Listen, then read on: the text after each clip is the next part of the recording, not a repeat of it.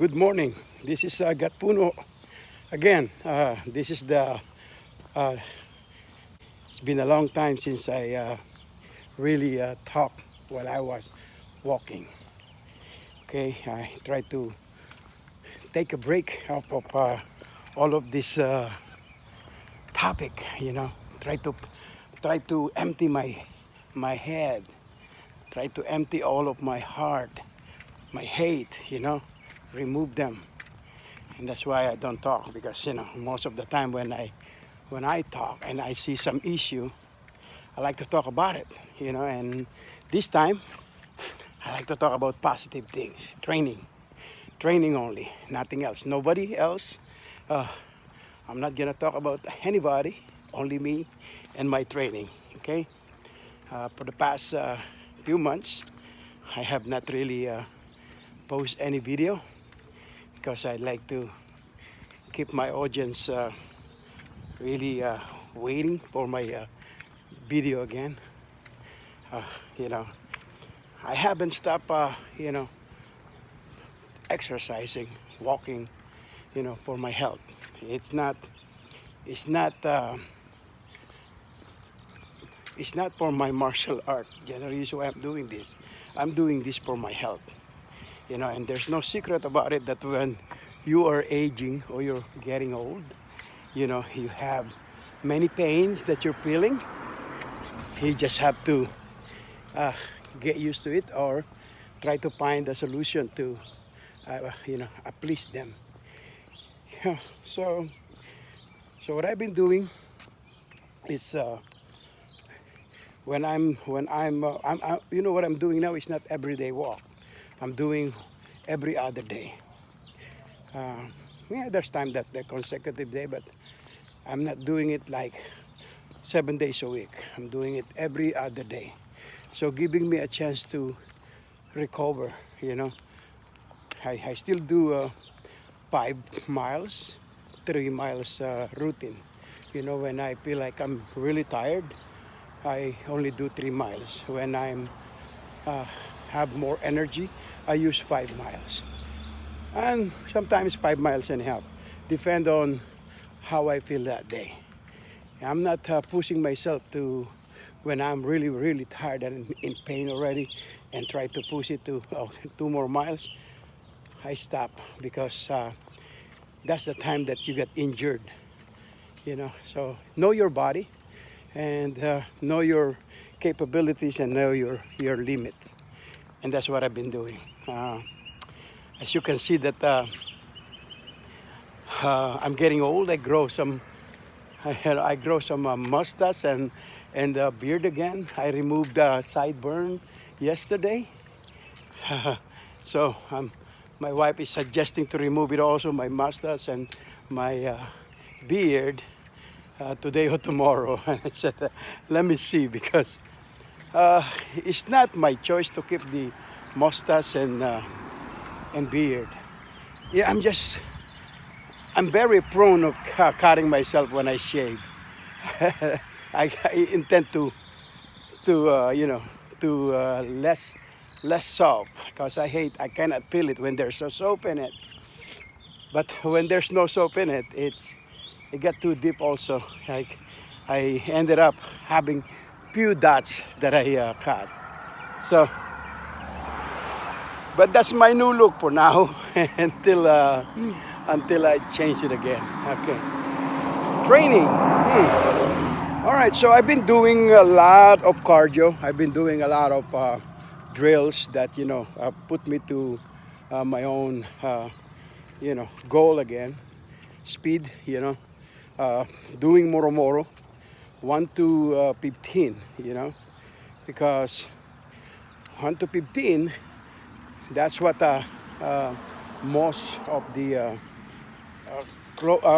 long range, medium range, close range, and since since I have no partner, it's hard to apply the 16 to 20 because that is all largo mano, you know, timing, and I cannot time it if I don't have any partner. But 1 to 15, even you don't have partner, you can time and you can do the routine. You can imagine that you are close to your opponent, or you are close enough to hit your opponent, and then move, from number to number. That's what I've been doing. Moro Moro 1, 2, that's uh, Batalya 1 to Batalya 15, or Batalya 1 to Batalya number 15. Right? So that's what I've been doing. And at the same time, I still reviewing karunungan ng, larong arnis ni Placido Yambao. What I've been doing now is I learn the old way and I insert, So I learn it and I compare it, the Garemot take on it, Okay, if Placido Yambao, this is his arrangement of the Abacada isa, o Abacada bilang isa. And then, if he go with the pores, or paayon, right? Salag paayon, I would go to pores, or the salag lakas, So then I will put them side by side and see what is the difference, footwork wise and body angle wise. If it's safe enough to stay in that portion of the stance. So I keep doing it, and then I insert the what is the Garemo take on the. If I use the almost the same approach of Placido Yambao, which is very much alike, with very little variation on it, So that's what I've been doing. If Placido Yambao is step back, we are a step side instead of stepping backward. Because we hate to lose the opportunity to hit our opponent at the same time without being hit. I don't know. I only speculate that Placido Yambao take on it is center line. That's what I've been seeing. He's working on the center line, which the Garemo is working on the offline. So I want to make sure that my opponent is offline with me, and he doesn't know how to measure it from the side. And that's what I've been doing. I trying to experiment pew strike and using Placido Yambao all of the strike, the 13 strike that he introduced without the thrust, I'm not using the thrust, and try to dissect the movement of the dagger, in between strike, to make sure that I don't miss anything. I don't miss any point of defense, in case the dagger is too close to thrust or to slash. So, but I notice it, if I, on Placido Yambao number 1, Babaka the number 1 is sense like it's in medium range. That's the reason why they can use the dagger. Okay, how could you use the dagger if you're in Largo? It don't make sense because it's too far. So what I do, I go to the medium range mentality when I work on Placido Yambao number 1. And when I move to Garemo Ranis, I stay to Largo because that's our practice. Even though that the person's moving into you to medium, you still, mentality is to go back to Largo, even though he's trying to go to Medio. The only option, because we don't like to be in Medio, is close range to long range. That's the only two, okay? But seems like Placido Yambao is working on medium range a lot. I think it's 1 to, the whole abacada of Placido Yambao is largo medio.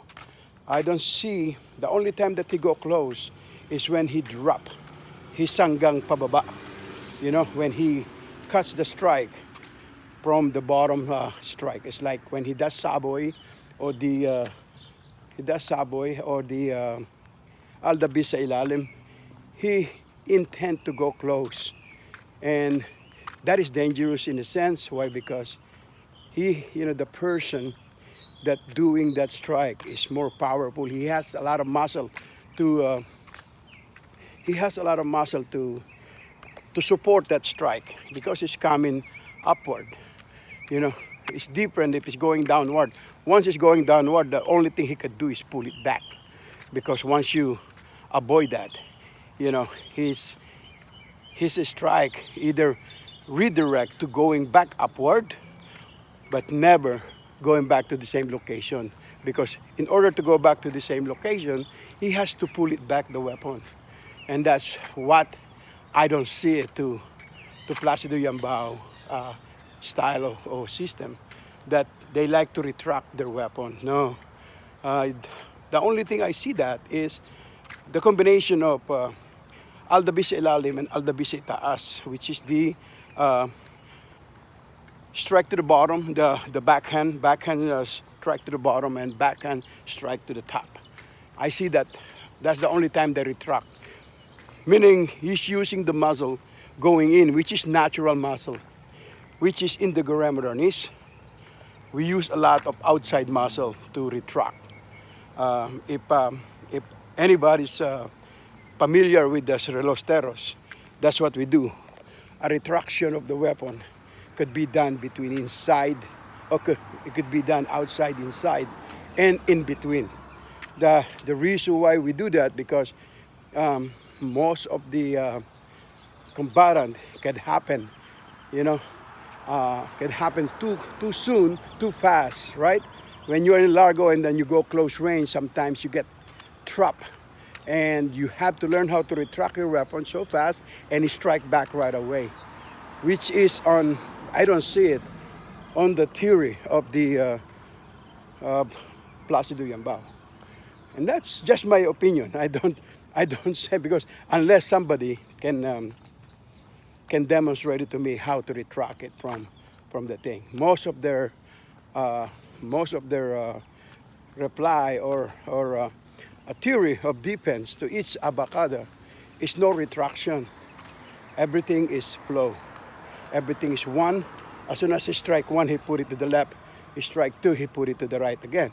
So it's not like I strike you with the right and I pull it back again to my right, and then strike you again with the right to right, meaning right side, okay, not the right hand, because of course if you are using espada daga, the left is dagger and the right is the longer weapon or espada, right? I never really treat them as sword, even though I'm using stick. The reason why, because I was taught that way. The way the Paete or the Laguna training is always based on bolo. That's why I never really see that as a stick. But we practice in stick for lesson, injury. Yeah, you can get injured easily when you're using bolo. But it doesn't mean that we are not blade all the time. Yeah. And even though, the beauty of it, thinking that way, you learn two arts at the same time. You learn stick fighting arts and you learn blade arts, because your mentality is blade, but you're using a stick. So that's how it is. Okay, that's my training so far. I've been doing a lot of thinking of double stick or double armas. I break it down the way it was taught. I put numbers, which is supposed to not to, because that's against my father's rules to put the numbers on the strike. He said, because what happened is there's so many number that's gonna be number one. There's so many number that's gonna be possible number two. There's so many number that's possible number three. And why confuse yourself? That's what my dad said. That's why the only time that we put number is the abecedario, because that is a basic that's not has to be changed. But other than that, when we do uh, things. He put theory in it, theory, and then put a target instead of numbers. Okay, what is the target? Target is the right head, and your weapon is on the left. Then it's perfect alignment to backhand. But if your weapon is in the right, then you have to come over. You know, either you do abanico or redondo to get back to the left, you know, or to the right. So that's kind of things. Very, very interesting. You know, the way Placido Yambao and the group of Tabacni Bonifacio put together their basic. It's just confusing a little bit because they have 10 of abacada, abacada 1 to 10, or abacada isa bilang isa and bilang 10, right? And if you break it down to really cinco terros, which is 1, 2, 3 of those is cinco terros. And then you have the cuatro cantos from Bulacan. You know, there's about 2 of those, that's cuatro cantos. And then you have the 6th strike, which is common, Batangas, you know, the 6th strike. Batangas strike, Batangas is only 3 puntos, therefore is only defend on 1 to 6. Or 1, you know, but that can multiply to 12. 2 of 12, so it means 24.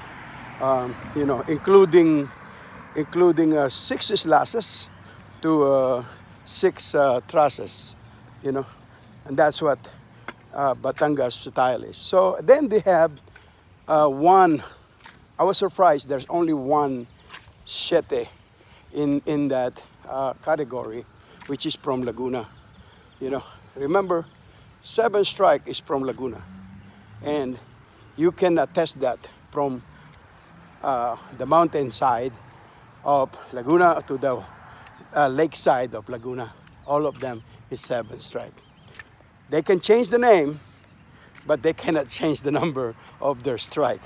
Some people call it Laban Tulisan or Tulisan, you know, Siete Palo, Siete Colores.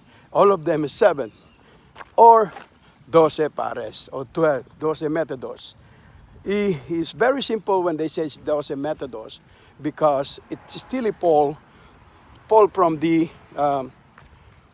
theory of fighting Laguna, methods, you know, and that's what I don't confuse my student. So I keep the word 12 pares because to keep them on the same fat, you know. But we keep the Baet name even though I practice Siete Palo and Laban Tulisan, I still keep the original word that my grandfather and my dad taught us, the Siete Colores, which is weird because many of the instructors that I have never used them. So, which is I lost time to ask my dad why we call it Siete Colores and the rest is Siete Palo, Siete, you know, Siete Tiradas, Viradas, name it. All of those is all of those is named by other maestro. And I don't want to, you know, I'm very controversial about why. If I'm not sure, I'm never going to put that on my mouth. Why? Because they're so easy to be retracted by the other maestro of Laguna. You know, so if it's not exists over there, I'd rather be silent about it because, you know, it's hard to cut on lie. You know, that's what we do. But anyway, this is I started right there, so it means a mile walk. He said it's going to be 20 minutes. I'm away from a mile walk. This is a mile walk talk. I put myself to, after 1 mile, I'll stop the talk. So I already give you some of the information that I was, thinking and working on. I have now a lot of work on to um, how to break it down to dissect the highest number of Placido Yambao, which is the remaining 9. Actually, yeah, because there's no 8. That's that's one of the weirdest parts. There's no 8 numbers in uh, in the Placido Yambao Abacada, which is the ABC. All right, Abacada means ABC, which is it's easy to say that's abecedario, yeah, because that's the same meaning. It's just different name. They intend to use the Tagalog Abacada, that's used. It means ABC, um, which is the escrimador use abecedario, come from the Spanish influence abece. Okay, so there's remaining 7, and then after that is already 9, 10, and then 12. That's what I said. So you got after 7 is 12 first before 9 and 10, because that's what it is. Number 7 is 7, because that's what it is. 1, 2, 3 is cinco teros. 4 is cuatro cantos, and then 6 on 5, yeah, and then 4 again on 6, and then 7 is 7 strike, and then on number 8 is 12 strike, and then on number 9 is 9 strike, and number 10, the last one, is 10 strike. So that's how the abacada of the larong, karunungan, karunungan ang Arnis na isinulat or written by Placido Yambao. Yeah, it's good. I've been working on it. I don't wanna post video or post the video. The reason why is because I don't want everybody to have, oh, that's exactly how I interpret it. So there will be close friend of mine or student of mine to see my interpretation, okay, on each abacada. I'm sorry, I'm just trying to protect the art from those people that would call it, oh, we have that too. Oh, that's exactly what we have. I'll stop that bullshit. Anyway, thank you very much for listening, and it's been a pleasure posting again this video to you. Pugay now to everybody. This is Gat Puno Abon. How could I say that? This is your controversial master of Arnis. I love you all.